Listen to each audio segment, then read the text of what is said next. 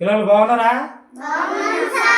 భాషా భాగాల్లో భాగంగా మనము విశేషణం గురించి తెలుసుకున్నాము, విశేషణ పదాల గురించి తెలుసుకున్నాము.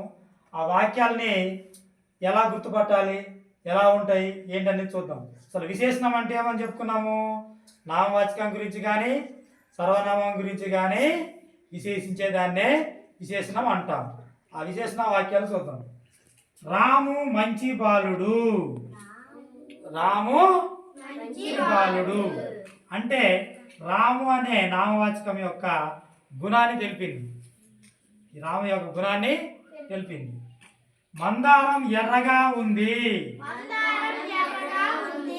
అంటే మందారం అనేది ఒక పువ్వు పేరు కదా, అవునా? దాని యొక్క రంగుని తెలిపింది. లడ్డు తీయగా ఉంటుంది. మీరందరూ లడ్డూలు తిన్నారా? తీయగా ఉంటాయా?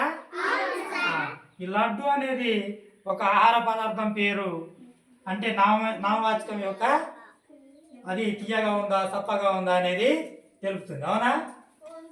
మల్లెపూలు సువాసన ఇస్తాయి. మల్లెపూలు మీరందరూ చూశారు కదా, మంచి వాసన వస్తాయి కదా. మల్లెపూలు ఒక పువ్వు యొక్క పేరు. అది మంచి వాసన వస్తుందా చెడు వాసన వస్తుందనే వాసన తెలుపుతుంది. దేవి అనే అమ్మాయి దేవి అందంగా ఉంది.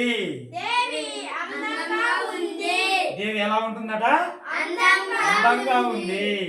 అంటే దేవి అనేది ఒక పేరు, నామవాచకం గురించి తెలుపుతుంది. ఆయన వేగంగా వెళుతున్నాడు. ఈ ఆయన అనేది సర్వనామం, పేరుకు బదులుగా వాడేది కదా. సర్వనామం గురించి తెలుపుతుంది. వేగంగా వెళ్తున్నాడా, నెమ్మదిగా వెళ్తున్నాడా, ఈ రకంగా తెలుపుతుంది. ఇక్కడ మంచి, ఎర్రగా, తీయగా, సువాసన, అందంగా, వేగంగా అనేటివి విశేషణాలు. ఓకే.